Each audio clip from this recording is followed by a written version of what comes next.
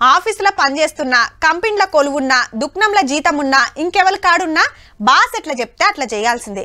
కాదు లేదు చెయ్య అంటే నడవది. అవసరమైతే జీతం కట్ అవుతుంది, సీటు మారిపోతుంది.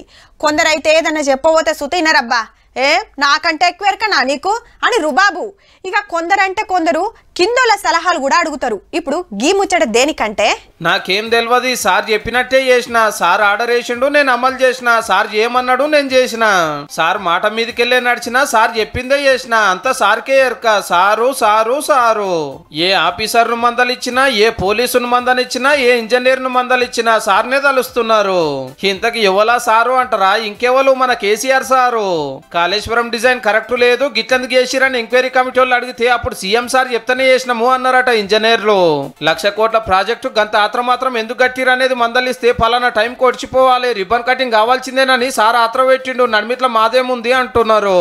గంత రేటు పెట్టి కరెంట్ ఎందుకు కొన్నారు, ఓపెన్ టెండర్ అని ఎందుకు పిలవలేదని అడిగితే మా చేతిలో ఉన్నది, ముఖ్యమంత్రి గారు ఆర్డర్ ఫాలో అయినాము అని జస్టిస్ నరసింహారెడ్డి కమిషన్ కు చెప్తున్నారు అందరు ఆఫీసర్లు కూడా. మరి మీరేమంటారని సార్కు నోటీసులు పంపితే జవాబు లేదు ఇప్పటిదాకా. మాజీ ముఖ్యమంత్రి చంద్రశేఖరరావు గారు జూలై ఎండింగ్ వరకు టైం అడిగినారు. అయితే మేము వాళ్లకు లెటర్ రాస్తూ మాక్సిమం జూన్ 15 వరకు ఇవ్వండి, మాకు టైం లిమిటెడ్ ఉందని. అరే ప్రతిపక్షాల ఫోన్ ట్యాప్ చేసలేదని అరెస్ట్ అయిన పోలీసులను అడిగితే సార్ ఆర్డర్ వేసిండు, మేము అమలు చేసినాము, కాదని వస్తుందా అన్నారట సాప్సీదా. ఇది గిట్ల వాజివే రూల్స్ అని సెక్షన్లని మాటినకుంటే ఏమైతుందో తెలుసు కదా.